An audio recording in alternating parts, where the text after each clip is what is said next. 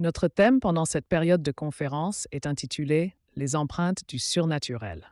Cet enseignement sera donné par le gardien du sacerdoce, le bishop Samuel Bonganga Nipemuda, dans la langue swahili, mais interprété en anglais et en français par notre équipe technique pour aider le monde entier de parvenir à cet grand enseignement qui débute aujourd'hui, le 17 mai 2025.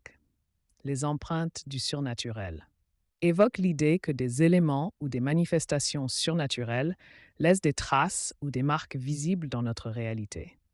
Ces empreintes qui sont des preuves, des effets et des conséquences d'interaction avec des phénomènes du surnaturel. Ce thème explore la manière dont le surnaturel influence, modifie ou laisse une trace dans le monde tangible, suscitant la curiosité ou la fascination. Ce thème invite également à réfléchir sur la présence ou la possible interaction entre le monde visible et des réalités invisibles ou mystérieuses. Alors bienvenue dans le grand monde du surnaturel avec le gardien du sacerdoce, le bishop Samuel Bonganga Nipemuda. La pensée et l'imagination de l'homme est le centre de sa spiritualité. Si le diable cherchait à détruire l'homme, il commence par détruire le système de sa pensée et de son raisonnement. C'est à ce point que les batailles spirituelles sont basées. L'apôtre Paul dit « Nous renversons les raisonnements et hauteurs qui s'élèvent contre la connaissance de Dieu et nous amenons toute pensée captive à l'obéissance de Christ. » 2 Corinthiens 10, 5-6. C'est pour vous faire comprendre dans quelle dimension que le surnaturel pose ses racines. Une fois que le système de tes pensées et du raisonnement est manipulé et devient mal orienté, c'est tout le système de votre vie spirituelle qui est détruite. Vos pensées et vos raisonnements seront remplis des bassesses et des stupidités. Quand vous parlez, les gens ne vous considèrent pas, vos paroles perdent les pouvoirs. Mais chose grave, vous-même, vous ne saurez pas que vous êtes en train d'agir et de faire les choses comme un insensé aux yeux des autres. Vous serez sage à vos propres yeux. Cette stupidité augmentera juste l'ego et l'orgueil dans votre cœur. C'est pourquoi faites très attention lorsque vous vivez votre vie, car la Bible dit dans Proverbe 32, 4, Psaume 92, 6, Proverbe 12, 23. L'homme avisé cache son savoir, mais l'insensé proclame bien haut sa sottise. Le diable avait été précipité au ciel juste parce qu'il pensait élever son trône au-dessus du trône Dieu, juste dans sa pensée sans même qu'il entre en action. Ésaïe 14, 12 et 13. Tu disais en ton cœur, je monterai au ciel, j'élèverai mon trône au-dessus des étoiles de Dieu. Je m'assiérai sur la montagne de l'Assemblée, l'extrémité du septentrion. La femme de perte de sang avait provoqué sa délivrance à partir de ta pensée, en se disant « Si je touche au moins ses vêtements, je serai guéri. » Marc 5, 25, 31. Comment les esprits communiquent avec les êtres humains? Les esprits n'ont pas des mots, des paroles ni des verbes, mais les esprits communiquent par les pensées. Beaucoup des gens ont souvent du mal à communiquer avec le monde spirituel parce qu'ils croient que le monde spirituel fonctionne comme le monde physique. Le monde des esprits est basé sur les pensées. C'est dans le pensée que se passe le transfert des données et des révélations. La communication entre les humains et les esprits se fait par les pensées. Le pensée est la base de communication spirituelle. Plus vous pensez, plus vous communiquez, et plus vous communiquez par vos pensées, plus vous invitez les êtres spirituels. C'est pourquoi vos pensées peuvent attirer des mauvais esprits ou des bons esprits. Tout dépendra du qualité de ce que produit votre pensée. La Bible nous parle de l'adultère par nos pensées dans Matthieu 5, 27, 28. Mais moi, je vous dis que quiconque regarde une femme pour la convoiter a déjà commis un adultère avec elle dans son cœur. Il dit encore dans Matthieu 15, 11, « Ce n'est pas ce qui entre dans la bouche qui souille l'homme, mais ce qui sort de son intérieur, c'est ce qui souille l'homme. » Vous êtes les fruits de vos pensées. Vous êtes le reflet de ce que produit vos pensées. Toute parole qui n'est pas alignée ou qui n'est pas conforme à vos pensées n'aura jamais la puissance ni les effets concrets. C'est la qualité de vos pensées par la dimension de son énergie qui donne effet à vos paroles. Toute parole qui n'est pas accompagnée par des fortes pensées sont des paroles de l'insensé. Sont comme un cymbale qui retentit. Dans la dimension de spirituel, le corps ne compte pas. Lorsque vous achetez les arachides, que mangez-vous de l'arachide? C'est de l'arachide qui est dans l'intérieur. Mais que faites-vous de la peau? Vous jetez. La vraie partie de l'homme, c'est l'âme. C'est pourquoi le corps meurt facilement, parce qu'ils ne savent pas que la vie du corps, c'est l'âme où se trouve le pensée de l'homme. Le corps est complètement à la merci de la pensée. Vous vous concentrez beaucoup plus sur le corps qui n'est qu'un emballage, mais vous vous concentrez moins sur votre âme. L'âme est souvent considérée comme l'élément immatériel qui représente l'identité même de l'être humain. Conscience. L'âme est souvent associée à la conscience, aux pensées et aux émotions, ainsi qu'à la capacité de réfléchir et d'être conscient de soi. 2. Identité. Elle joue un rôle essentiel dans la construction de l'identité personnelle et de l'individualité. 3. Moralité. L'âme est souvent perçue comme le siège de la moralité, des valeurs et des croyances qui guident le comportement éthique. 4. Les émotions. Les sentiments, les passions et les émotions humaines sont considérées comme des attributs de l'âme, influençant nos interactions et nos relations. 5. Spiritualité. Dans de nombreuses traditions spirituelles, l'âme est liée à une dimension spirituelle ou transcendantale, connectant l'individu à quelque chose de plus grand que lui-même. 6. Éternité. Dans plusieurs doctrines, l'âme est immortelle, survivant à la mort physique du corps. Maintenant, laissez-moi vous dire ce qui se passe dans la dimension spirituelle. L'imagination est un mouvement.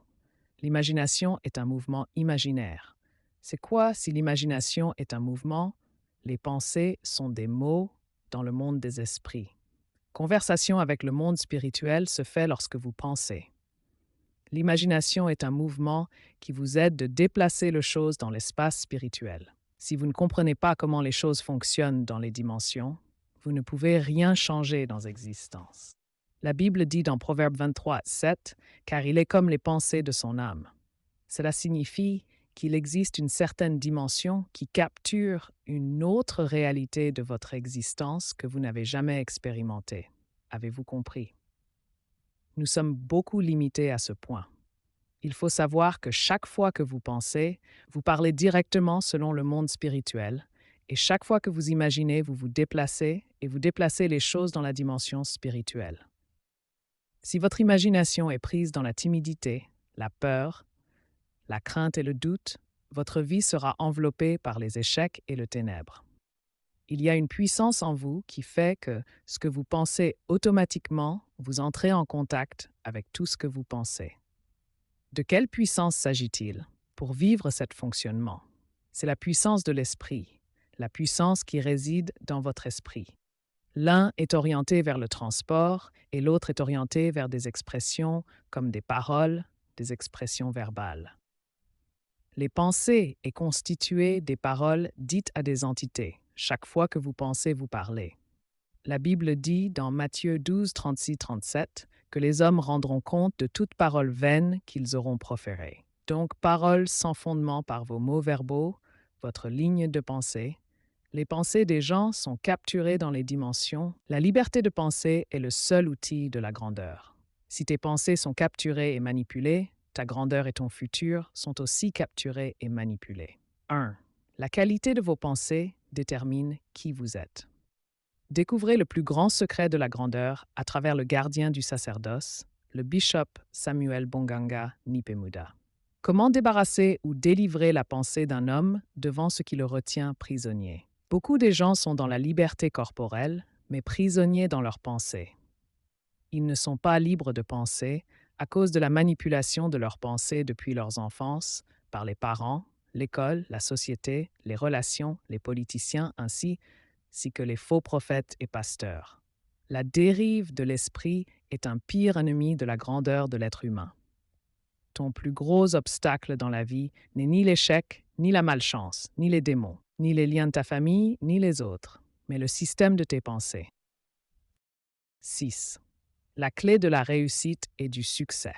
La clé du succès et de la réussite réside dans l'habitude de penser de manière positive. Tes pensées façonnent ta réalité. Ce que tu penses chaque jour détermine ce que tu deviens. Retenez ceci très bien. Le diable ne peut pas prendre le contrôle de quelqu'un qui maîtrise ses pensées, pour la simple et bonne raison que tout commence par l'esprit. Si tu laisses tes pensées être négatives, plein de doutes et de peurs. Alors tes actions et tes résultats vont refléter, nourris et alimentés par cet état d'esprit. Mais si tu passes ton temps à entraîner ton esprit positivement, à voir nouvelles opportunités, à croire en toi, alors le succès sera inévitable, visible dans ta vie. Et c'est exactement ce que le diable n'aime pas voir en toi. Il veut voir ton esprit se remplir de doutes, de peurs et de pensées limitantes pour que tu n'arrives jamais à exploiter ton vrai potentiel. L'esprit humain est comme une bonne semence dans un jardin. Alors les mauvaises semences ou des mauvaises herbes pourront automatiquement chercher à le contrôler pour l'étouffer. Mais seul l'entretien du jardinier peut sécuriser cette jeune plante. Entretenez vos pensées par un état d'esprit positif. Les pensées négatives, les doutes et les peurs, regarde autour de toi, doivent être détruits et anéantis. Les personnes qui passent leur temps de se perdre ont toujours plus de raisons de se perdre. Ceux qui ne veulent pas agir d'elles-mêmes finissent par ne jamais agir et restent toujours à défendre leurs pires craintes. Ceux qui pensent que tout est difficile trouvent toujours des obstacles sur leur chemin. Ils croient que ce sont les hasards. Ce n'est pas les hasards, c'est parce que vos pensées influencent vos actions et vos actions créent votre réalité. Les personnes qui ont du succès et qui réussissent dans leur vie sont des personnes qui voient toujours le bon côté des choses, même quand les choses vont mal. La pensée positive n'est pas seulement une émotion, mais c'est une discipline. C'est votre discipline qui vous rend positive. Penser positivement n'est pas dû au hasard, mais que c'est un entraînement mental constant. Au lieu de te dire « je n'y arriverai jamais », dis-toi plutôt « je veux y parvenir ». Au lieu de penser « je suis malchanceux », dis-toi plutôt « je suis une personne très bénie » et pense comment tu peux transformer cette situation en opportunité. Et au lieu de ne pas croire en toi, dis-toi plutôt que tu es en train d'apprendre et de progresser chaque jour vers ta réussite. Ce que tu penses chaque jour finit toujours par se manifester dans ta vie. Si tu veux changer tes résultats, change d'abord tes pensées. Avoir la pensée positive, ce n'est pas juste une belle théorie, c'est une stratégie de réussite. Si tu maîtrises ton esprit et tes pensées, tu maîtriseras ton destin. 7. L'autodiscipline. Il n'y a pas une véritable liberté sans discipline. Tu es l'esclave de tes pulsions. Les personnes indisciplinées ne sont pas libres. Mais par contre, ils sont esclaves de leurs émotions, de leurs distractions et de leurs envies. Le diable contrôle les gens qui n'ont pas d'autodiscipline parce que sans discipline, tu es à la merci de ton environnement. Tu laisses tes émotions dicter tes décisions. Tu abandonnes ce qui est important au profit de ce qui est facile. Tu fais ce que tu ressens, te donner du plaisir pour un moment, plutôt que ce qui est réellement bon pour toi, pour ton destin et le reste de ta vie. C'est exactement ce que veut le diable.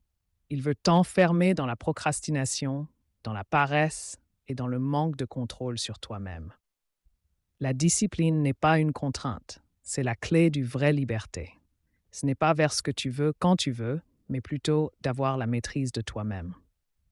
La discipline n'est pas une privation, mais plutôt le pouvoir qui te permet de prendre des décisions rationnelles, plutôt que sur le coup de l'émotion. Elle t'aide à faire ce qui doit être fait, même quand tu n'as pas envie de le faire.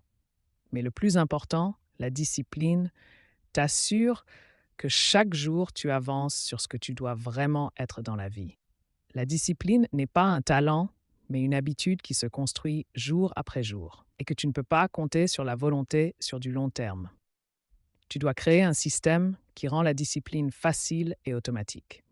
La discipline contrôle votre habitude par rapport à votre destin. Le manque de discipline sépare ceux qui réussissent de ceux qui se perdent dans l'échec. Tu ne dois pas vivre dans la privation, mais plutôt dans la maîtrise. Les hommes les plus puissants sont ceux qui transforment leurs désirs en carburant pour atteindre leur but. Nous sommes tous entourés de distractions qui nous empêchent de réaliser notre plein potentiel et notre destin. Il suffit simplement de savoir faire la part des choses, en sachant que tu n'apprends pas à contrôler tes plaisirs, c'est tes plaisirs qui finiront par te contrôler un jour. Utilise ton énergie pour construire et pas pour fuir. Le diable n'est pas une entité extérieure, mais c'est plutôt des croyances limitantes, tes peurs et tes mauvaises habitudes.